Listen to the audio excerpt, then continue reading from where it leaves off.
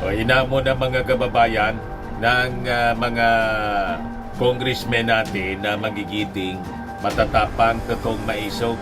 Itong si Digong na magpakalalaki. Be man enough, sabi ng mga congressmen. Pumunta ka niya sa Congress. Yung mga sinasabi mong sisipain mo kami, you don't scare me a bit. Kung talagang anyang hindi ka naduduwag, pumunta ka sa Congress, sagot namin yung pamasahe mo. Nagpapagang mga balita at pagtalakay sa mga isyu ng lipunan. Bulsa! Opinyon, banat at paglalantad sa katotohanan. Bulsa! What you see is what you get. You decide. Kasi sabi ni Digong doon sa interview sa kanya, gumagastos daw siya sa pamasahe. Di sagot. Sagot na ng Congress yung pamasahe basta't magpakalalaki ka. So ang ibig sabihin mga kababayan, sa tingin ng ating mga young guns, the young guns of Congress, mga batang congressmen, si Digong talaga duwag. Bayot. Magpakalalaki, di ba? Pag hindi lalaki, bayot. Ikaw niyo, Mr. Maravillas, pinapainit mo yung ulo ni Digong. Talagang sinasadya ito ng Congress na painitin yung ulo ni Digong para makakanti nila, kinakanti nila yung ego. Egoistic kasi si Digong, mga kababayan. Mayabang eh. Ngayon, gusto ng ating mga congressmen, patunayan niya yung kanyang yabang. Harapin niya yung ating mga congressmen. Kasi sabi niya, you don't scare me a bit. At gusto pang manipa. Gusto maging alakabayo. Sabi ng mga congressmen, paano mo naman anya kami masisipa? Napakalayo mo. Pumunta ka rito sa amin at subukan mo kaming sipain. Ano ngayon, Digong? Yan ngayon ang amo ng mga congressmen. Patunayan mo yung tapang daw at subukan mo silang sipain. Magpakalalaki ka daw, Digong, gong. Magpakalalaki ka. Nag-echo po. Sagot na namin na niya yung gastos mo. Yan sabi ng Quadcom po. Sagot ka namin, sir. Quadcom offers to shoulder Duterte's travel cost so he can attend hearing. Na corner mga kababayan si Digong. Wala na siyang palusot ngayon. Mga palusot man lang niya po. Talagang naduwag. Ang kaya lang ni Digong yung controlled environment tulad ng Senado. Kasi marami pa yung kaalyado niya sa Senado. Pero yung Congress talagang mga totoong barako. Hindi urungan talaga po si Digong. Yan ang amo ng mga congressmen. Be man enough. Young guns dare Duterte to fulfill threat to kick congressmen. Subukan mo niya na manipa. Tingnan natin na niya. Yung mag-ama, mga kababayan, kino-corner na ngayon ng Congress. Pati si Inday. O ito na yung threat ng mga congressmen. Appear or face arrest. House panel issues final warning versus summoned OBP officials. Isama na po ninyo si Inday para diretso ng mamugot. Yung Pangulo, ini-imagine niya na tanggalan ng ulo. Pati yung patay na po, tatay ni President Bongbong Marcos, gustong ukayin. O ngayon, hahabulin na mga kababayan ng mga congressmen, ipapaaresto yung mga tauhan ni Inday. Kawawa man yung mga officials ni Inday. Nadamay sa kalukuhan ng kanilang leader. But before ko mga kababayan ibigay sa inyo yung full story ng mga balitang yan, click subscribe muna dito sa ating YouTube channel and hit the notification bell para lagi po kayong updated sa mga kaganapan dito sa ating bansa. Like and share na rin po ninyo ng ating video at huwag na rin po ninyo na skip yung ating mga commercial ads para tuloy-tuloy lang ang pag-unlad ng bagong Pilipinas. By the way, yung ating Pangulo, i-update ko muna kayo sa relief operations na ginagawa ngayon ng ating Pangulong Bongbong doon sa Northern Luzon sa tinamaan ng bagyong si Marce. Tapos ngayon ang nakatakdang manalasa na naman po si Nika. Pero nandun yung ating Pangulong Bongbong Marcos. Yan po. Kasang yan, click subscribe muna dito sa ating YouTube channel and hit the notification bell para lagi po kayong updated sa mga kaganapan dito sa ating bansa. Like and share na rin po ninyo ang ating video. At huwag na rin po ninyo na skip yung ating mga commercial ads para tuloy-tuloy lang ang pag-unlad ng bagong Pilipinas. Sa mga nagana po ng malinis and spacious fitness gym, pumunta lang po kayo sa aming Colossal Fitness Gym. We also offer Grab Car Rental with our brand new 2023 model ng Toyota Innova. We also accept booking for those who are planning to travel via PAL, Cebu Pacific, and other airline companies, local and international, and bills payment for Meralco Bills, Aleco Bills, PLDT, etc. Ang Colossal Fitness Gym is located at 3rd floor Security Bank Building, Lanco Business Park, Legazpi City, Albay. For inquiries, look for Gilon Maravillas. Contact number 0966-802-0949. Yan po yung aming Innova. Lagi na pong matao sa amin.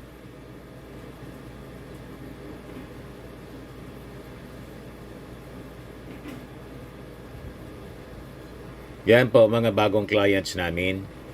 Napakaganda at colorful at napakalinis ng aming gym po. Pati mga foreigners po pumupunta sa amin, mga British tourist po sila dito sa Legazpi. Na-set up na rin po yung aming mga brand new gym equipment.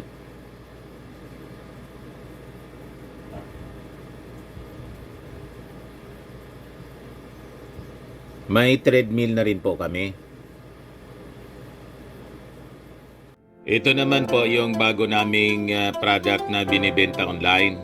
Eye Glow Serum, whitening po siya. Tingnan ninyo yung epekto sa aking anak na architect before and now. Yung mga inquiries po ninyo, dumiretso na lang kayo sa kanyang Facebook account, Riz Maravillas. Ito naman po, Firmax Firming and Lifting Cream. Pinapahid po sa mga pulses in affected area. Mainam po sa paninigas ng mga kasukasuan. Ito naman po, Automax Radiant Serum. Sa mukha naman yung application, anti-aging po siya. You will look 10 years younger than your age. Sa mga cancer patients naman po, baka lang gusto ninyo itong itry. Neng siya red mixed fruit drink. Hindi mo po siya gamot, food supplement siya. Kaya lang, gawa siya mga kababayan sa goji berry. Yung goji berry, may anti-cancer properties. O ngayon, yung mga inquiries ninyo, dumiretso na lang kayo sa aming messenger sa Facebook para masagot namin agad. Ayos pa? Ayos na ayosan niya, Mr. Maravilla. Tama yung kanyang mga anak. Buong family, mga kababayan. Pati si Congressman Sandro. Kaya tuwang-tuwa po yung mga mamamayan doon. Kahit binabagyo tayo, masaya pa rin tayo kasi nandyan po ang pagdaloy ng mga biyaya o sako-sako po, kaon-kaon. Kaya parang hindi po tinatamaan ng calamity yung mga Filipino. Yan po ang display ng resiliency ng ating mga kababayan. Sanay na tayo kasi na tinatamaan ng bagyo. Diba? Buong taon may bagyo. Lahat ng letra sa kalendaryo na ubos po. Paano hindi tayo masanay? So yan ang display of resiliency ng ating mga kababayan. O ito yung inspection ng ating Pangulo sa mga nasalanta. Yan po.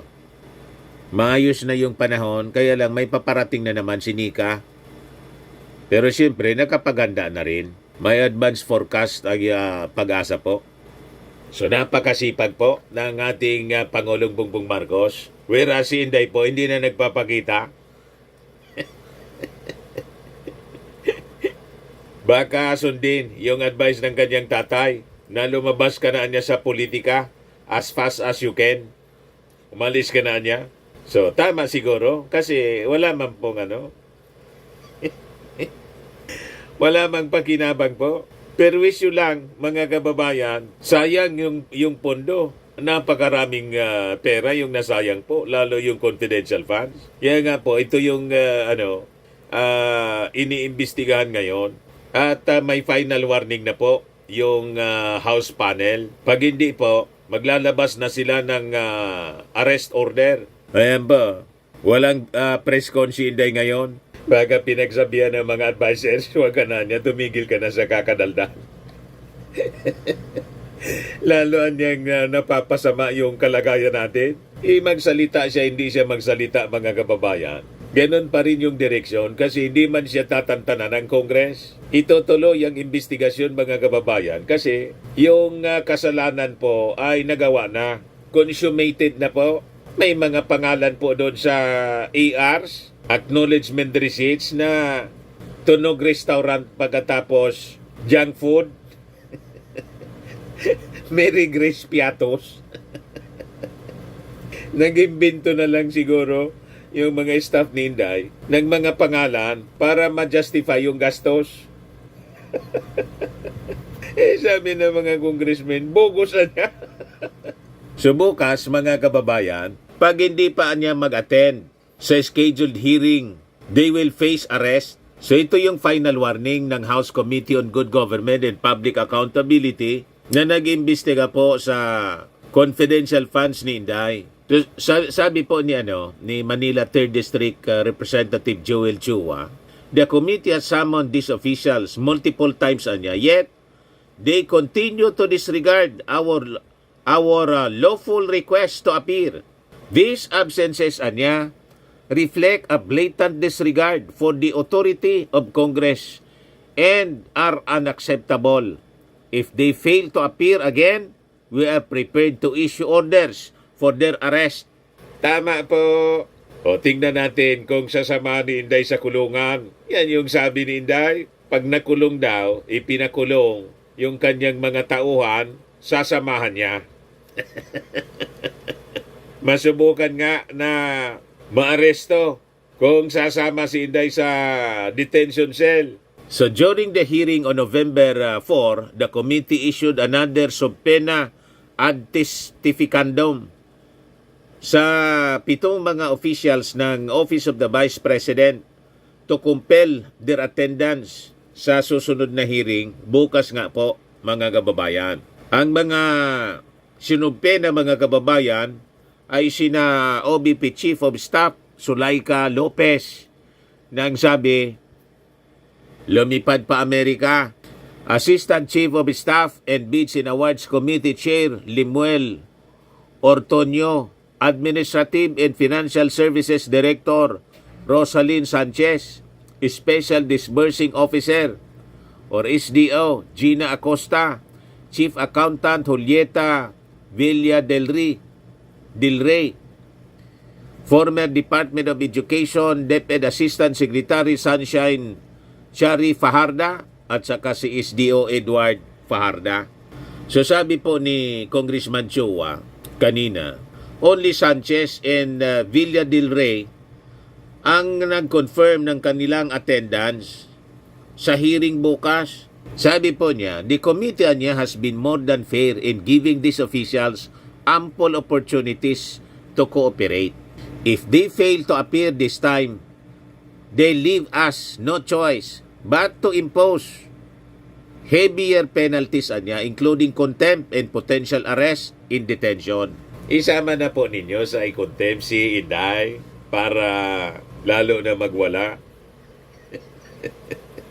Di ba? Sabi po ni Michael Poa, yung dati niyang spokesman, umalis na lang po. Kasi hirap siguro na maging spokesman ni Inday ngayon. Sila man lang niyang pwedeng sumagot niyan. Yung SDO niya at saka siyempre si Vice President Inday Sara, after na sabi ng ganon, mga kababayan, ni Michael Poa nung sumunod na hearing, in-announce ni Poa na hindi na niya ako spokesman. Pre-terminated na niya yung kontrata ko. Sinibag siguro po ni Inday kasi nilaglag siya ni Poa. Hirap kasing inipensya.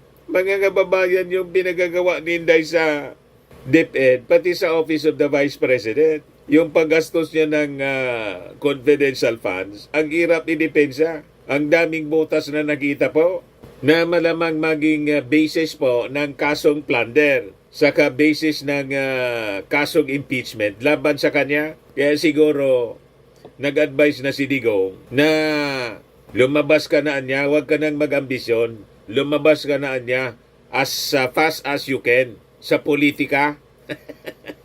Maganda po kasi pag na-impeach siya, perpetual disqualification, pati kagawad sa barangay, hindi na siya pwedeng tumakbo. Pero pag nag-resign siya, di okay. Pwede pa siyang bumalik, pero pwede pa siyang makaso. Hindi man pwedeng hindi siya kasuhan mga kababayan kasi may pananagutan siya sa batas. Tama po? Yan kasi. O ngayon, balikan natin yung hamon kay Digong ng ating mga congressmen na pumunta. Magpakalalaki ka niya. Yan po, be man enough. Pumunta ka niya to fulfill your threat na sisipain mo kami. Ano ka ngayon, Digong?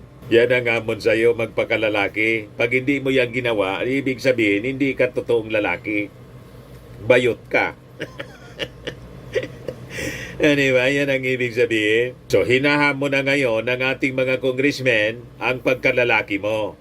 Patunayan mo yung statement mo doon sa interview ng media sa'yo na you don't scare a bit. Tama naman yung ating mga congressmen. Kung totoong you don't scare a bit, ano ang rason? Bakit ka umiiwas? Di ba? So, pag hindi ka umarap, talagang naduwag. Tama si Paduano. Si Paduano po, totoong barako yon. Dati yung revolusyonaryong armado. Hindi yun, pasisinda kay Digong. Mga kababayan, sana yun. Kaya nga, si Paduano mga kababayan yung unang umusok ng hindi mag-appear mga kababayan sa congressional hearing ng Quadcom. Itong si Digong, kundi nagpadala ng sulat yung abogado. Sabi mo, anya, palipasin lang yung All Saints Day. Pupunta ka. Pagkatapos, lukuhan? sabi ni Paduano. O ngayon, pinatawag yung abogado. Tingnan natin sa Wednesday kung pupunta yung abogado. Isabi ko sa inyo, mga congressmen, dapat pantay-pantay yung trato ninyo. Kahit vice presidente, dating presidente, isumpena ninyo. At pag matigas, iparesto ninyo. Ipakaladkad ninyo kay General Torre. Ano ba naman yung anak ng Diyos nga, si appointed son of God, pinakaladkad ninyo kay may-ari na yun ng universe, si Digong pa. So dito mga kababayan magkakasubukan. So yung hamon ay pinalabas ni na Assistant Majority Leader Zambales 1st District Representative G. Congon at sa kanila Union 1st District Representative Paulo Ortega, the 5th. So sabi po ni na Congon at Ortega, paano mo man anya kami masisipa kung lagi kang absent, hindi ka man nagpapakita sa hearing ng Quadcom? Tama. Nandyan ka sa Davao, gusto mong sipain yung mga congressmen, o di sipain mo, puntahan mo doon. Di ba? Parang yung si Baste, gustong manapak, gustong sapakin si General Torre. Nung magkita ni General Torre, wala man ang... Tawag dyan dito sa amin, ablada po. Daldal ng daldal lang. Wala man po pala. Lahat man yabang. Yun ang ibig sabihin ng ating mga congressmen. So sabi po ni Congon, with all due respect, Mr. Duterte, don't make any more excuses. In not attending our hearings, please make sure to be around on Wednesday so that you can make true your threat to kick congressmen as you have repeatedly warned. Pag-attend ka na niya kasi ready kaming magpasipa sa'yo. Ano ngayon, Digong? Magpakalalaki ka daw. Huwag bayot, Digong. Inamon ka ng mga congressmen, dati kang sabi mo, lahat na yan, inabot ko na, mayor ako, congressman. Ba't ako matakot sa kanila? Naging presidente ako. O ito na yung hamon ng mga congressmen. Sipain mo na daw. Pumunta ka doon at sipain mo sila. Be here at the Quadcom hearing and go ahead, kick ass if that will make you happy. I'm very sure your supporters nationwide will also be watching on national TV or YouTube, ready to give you the loudest applause you want to hear. Tama, matutuwa po yung mga DDS. Magtatalon-talon po kasi yung tatay nila talagang totoong matapang. Pero pag hindi po, Digong, hindi ka pumunta doon, mapufrustrate yung ngayong mga supporters. Sasabihin talaga niyang, hangin man lang. Baka mga wala na yung mga supporters po ninyong natitira. Eh doon nga sa EDSA po, yung Friday group, hindi umabot ng 10, yung nagpi-people power doon. Lahat invisible. Makita mo doon mga kababayan yung nagpi-people power, mas nakikita yung mga cellphones kaysa sa tao. Ito yung mga pumupunta pag Friday. EDSA, Friday group. O ilan yan? 1, 2, 3, 4, 5, 6, 7, 8. Hindi mag-10.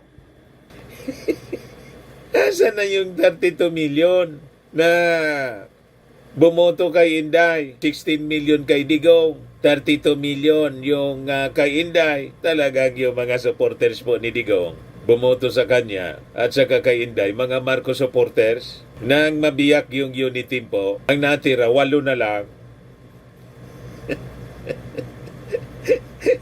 You see? Ganun na lang. Talagang wala na.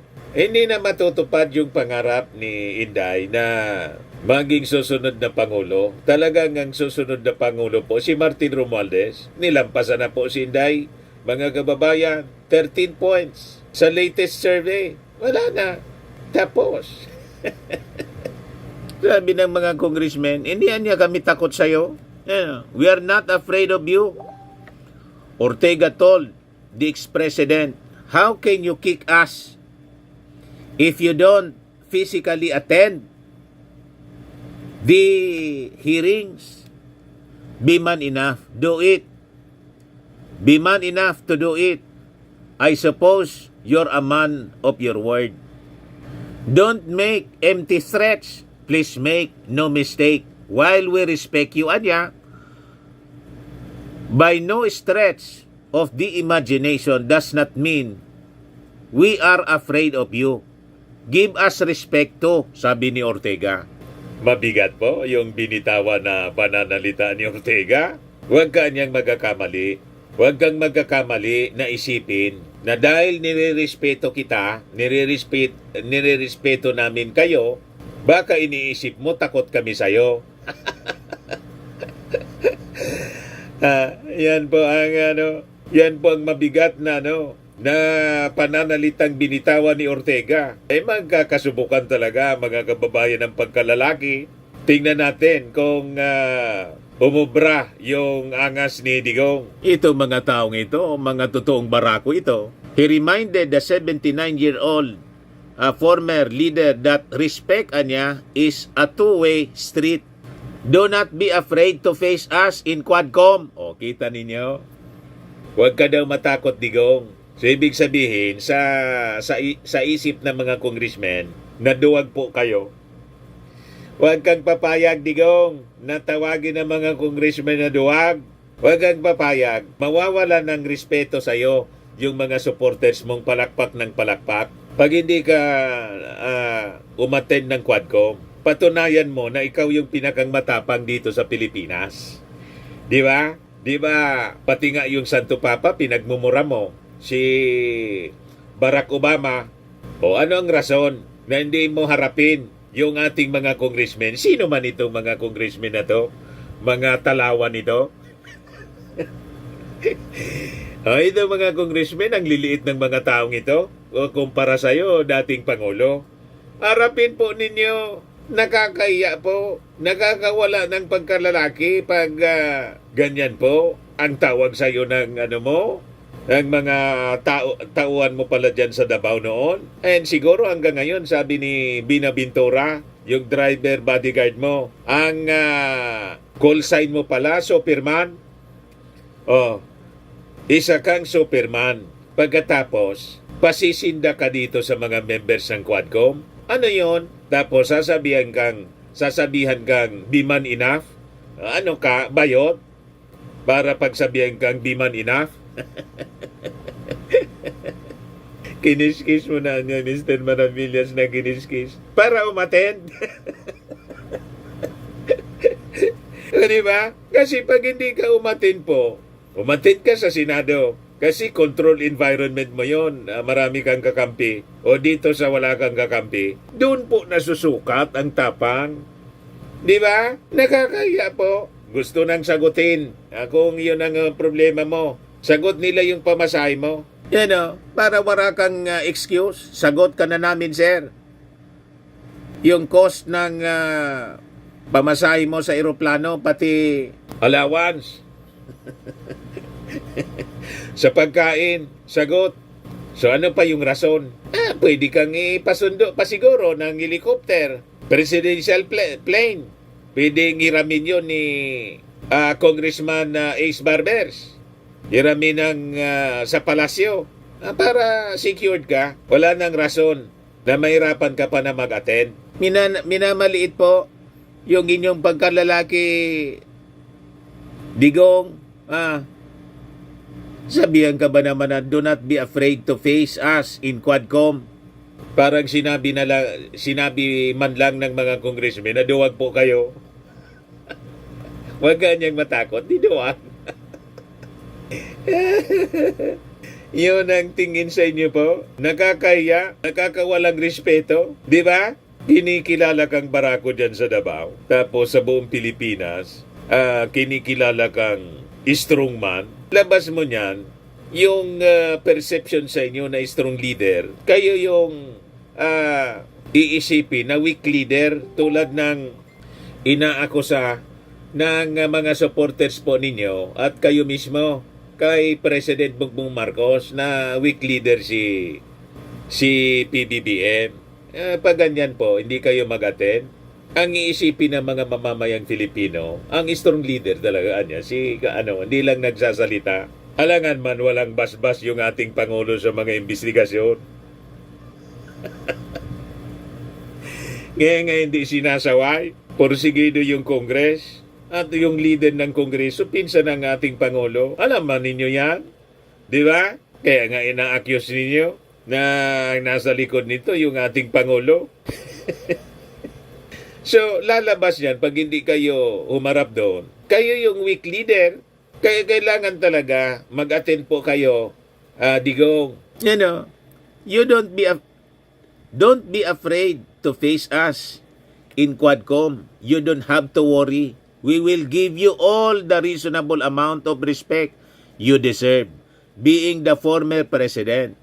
I, for one, will make that pledge in front of you and the nation if I have to. Sabi po ni Ortega, pero may kondisyon. Ito ang kondisyon. But this respect should be reciprocal. We will not and will never allow you to bully us in our own house. You are our guest, so please act like one. Sabi po ni Ortega. So may threat po si Ortega. Irerespeto niya kayo namin. Irerespeto kita. Irerespeto ka ng Quadcom. Pero dapat marunong ka ring rumispeto sa amin. Never anya na i-allow ming ibuli ninyo kami. Never in our house. So magkakasubukan mga kababayan. Tingin ko, pag nagmura at magtaas ng contempt agad si Digong, malamang makulong. Sasampulan si Digong mga kababayan ng mga congressmen. Ano man na niya? ba't natin irerespeto ang isang leader? Walang respeto sa kanyang sarili, walang respeto sa opisina, pagiging presidente, at nagmamalaki pang bastos daw siya talaga, sabi doon sa Senado. Ikulong na natin dito. Hindi na makauwi si Digong, mga kababayan. Pag ganyan, baka diretso nang i-turn over si Digong sa ICC. May panawagan na sa ating Pangulong Bongbong, mga kababayan, si Coco Pimentel, na bumalik na tayo sa ICC. Ngayon po, let us rejoin the ICC. We should treat this as our insurance policy, just in case our system fails us and we get to elect an abusive, tyrannical, heartless leader and our justice system fails us too. Yan sabi po ni Pimentel. Ngayon, sabi ni Conggon, sabi ng mga members ng Young Guns, na ito niyang si Digong, while more than 16 million Filipino voters installed him in Malacanang in 2016, this simply means his mandate has already expired after serving his full 6-year term until June 2022. Mr. Duterte, please be reminded that while you still enjoy having Presidential Security Group personnel, you are now, for all intents and purposes, a civilian who no longer carries that mandate. So please act like a statesman if you want to be respected, sabi ni Conggon. Ganyan, mga kababayan, katatalim yung mga binitawang pananalita ng ating mga totoong matatapang na mga congressmen. Hindi daw sila, sabi ni Martin Romualdez mismo, hindi niya magbabow down sa anumang pressure. Hindi papayag ang Congress na mamayani ang kasamaan. Yan yung pledge, mga kababayan, ni Speaker Martin Romualdez, ang susunod na presidente.